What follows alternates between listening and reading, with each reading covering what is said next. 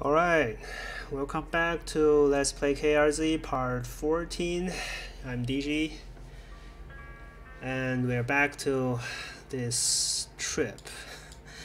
I'm not going to read this. I just want to say that about the short chapters, I was thinking that maybe it's the short chapters related to the chapter after it, not before it. So I'm thinking about when to do the short chapter, but you can see there's the large one, hidden one.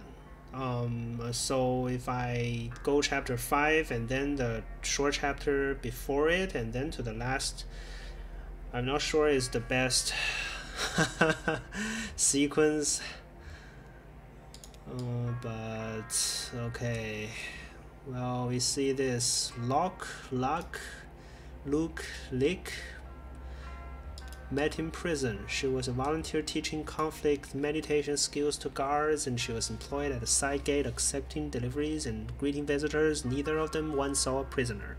Their engagement was welcome news for the family businesses, who had been looking for some opportunity to merge interests. The Locks run a busy printing press, and the Lucks managed a fleet of bicycle couriers. The natural next step was to start a local paper, what would become the Echo River Evening Record. The ceremony itself was humble and perfunctory, and it must have somehow involved these rocks.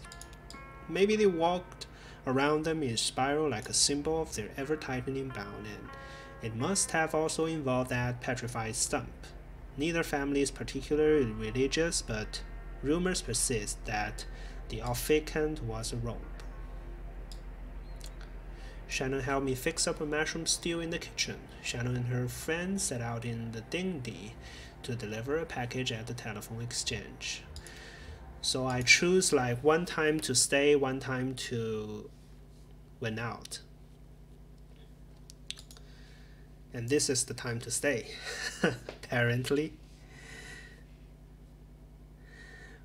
Because we just gathered some mushrooms in the last part, and it's time we made some food. At a few of these really big caps with the slimy gills. I shouldn't say slimy, moist. The lady in the video called for portobello, but I prefer never to know a mushroom by name. We are stopping at a restaurant soon, so this is a breakfast stew? It will be, but not today. The stew is for tomorrow. It has to simmer all day. Some things are just better done slowly. We've added the anonymous mushrooms, so next. I've got the recipe video on pause next door. I used to follow a recipe I learned from Ida herself, the best cook you're gonna meet on this river. Of course, it has a few secret ingredients. She had the good sense to preserve some mystery around her cooking. Better for business. Ada's so shrewd. She swore me not only to secrecy but to ignorance. I had to promise to forget the recipe just as soon as I'd cooked it. Let me tell you, it's not so easy to forget something on purpose as you may think. My friend, not so easy.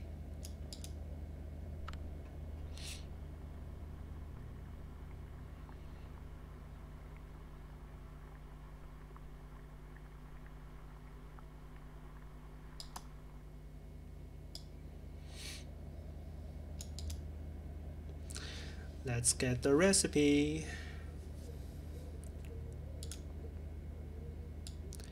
Crushed tomatoes, salsa, or even a little ketchup. Here's the thing. Nobody has to know.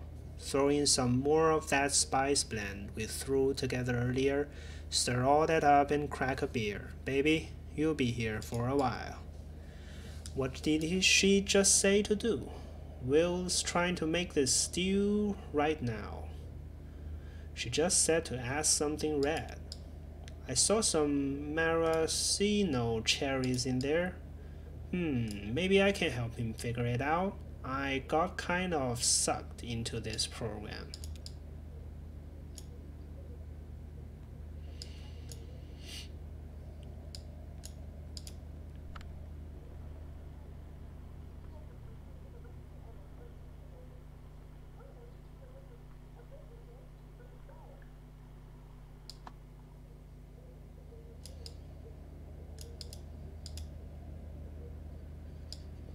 And even that wasn't enough to convince her. So I trained rigorously in the art of forgetting, studying for months under a master amnesiac. Finally, I learned to forget so quickly and accurately that I was able to convince Ida to share with me the most obscure secrets of her kitchen. As a demonstration of my trustworthiness, I forgot the names of my own parents right there in front of her. Every time I wanted to cook this legendary stew, I'd call Ida up on the telephone and ask her for a quick, temporary reminder. Here on the boat, we haven't got a phone line, so I have to seek out culinary wisdom on videotapes of cooking shows. So back to the matter at hand. Next, we add some crushed tomatoes.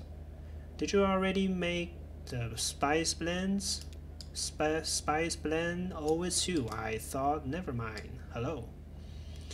Well, I don't know that it qualifies as a spice blend, but I spilled the salt in some of Kate's herbal tea here. Kate to Shannon. Hey there, could I ask you? Wait, why are you cooking? We are stopping at Sam and Ada's in 20 minutes. It's for tomorrow. Oh well, just don't forget about it this time. I'm not scrubbing up any more boiled over sludge. Sorry. Listen, I have a favor to ask. There's a package for the telephone exchange and I can't get the mammoth back there. Could you deliver it for us? Thanks a lot. I've got the dinghy all ready to go. Maybe take your friend with you. One of you can man the outboard motor and the other can aim the flashlight. It's dark.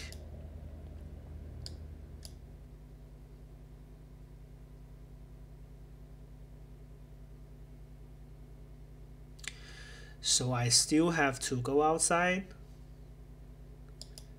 and this just what? Think again for your help. It's about as far as the tugboat can go. You know, noise and lights disturb the bats, so you pass through the bat sanctuary, which is really nice, but By the way, be sure to check out all the plagues and stuff for cool bat facts. Plenty of time. Anyway, the Echo River Central Exchange, or excuse me, Consolidated Auxiliary Switch number 30. They changed the name when the power company took over. Anyway, it's just on the other side of the bat sanctuary. This package is going to Poppy. She's an operator. The operator. We'll meet you on the other side at Sam and Ada's for our scheduled early breakfast stop. Just follow the river. Can't miss it. Oh, I almost forgot. You may or may not be interested. There's this kind of weird memorial sculpture on your way in just before the bat sanctuary. I always recommend people at least stop and take a look at it. It's really, sort of, I don't know how to say it. You should check it out. Okay, bye.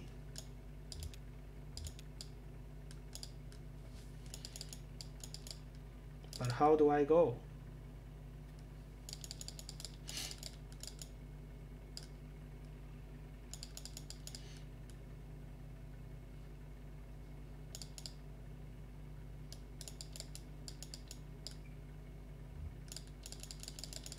I don't know. Are we going or not?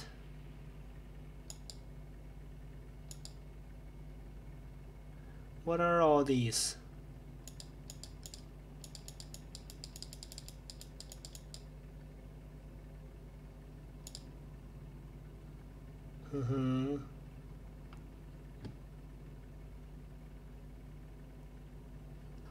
So am I leading?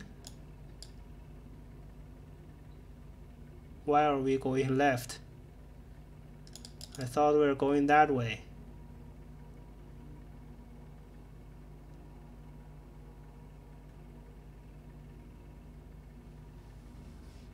Okay.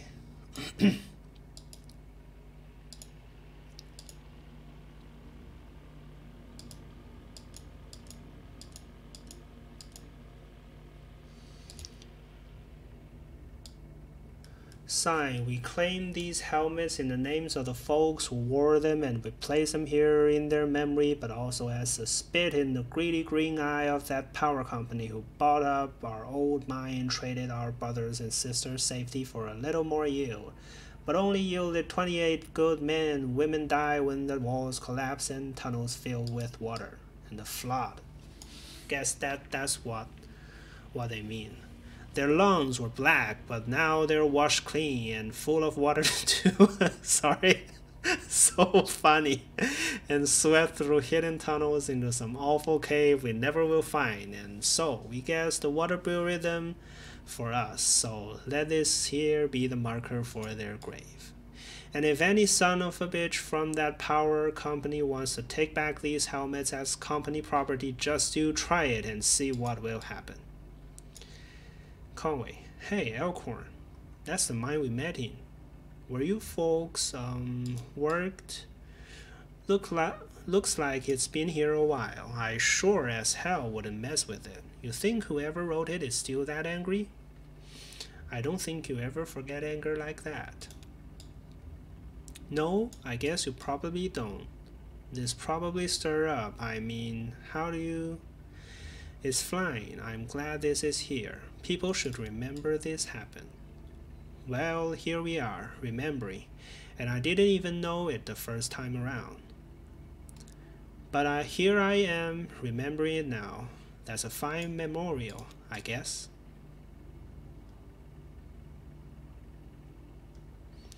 What are all these on the water? These are the helmets.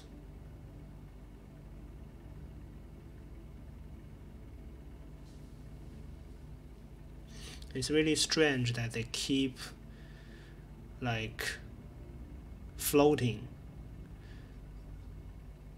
because if the helmets are made by plastics or even metals, I think they'll sink very quickly.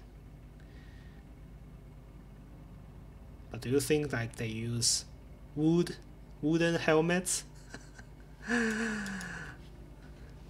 I don't think so.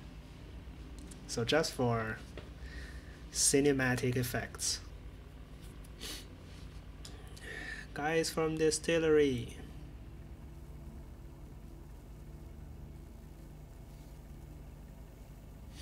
Hello. Hello. Hi.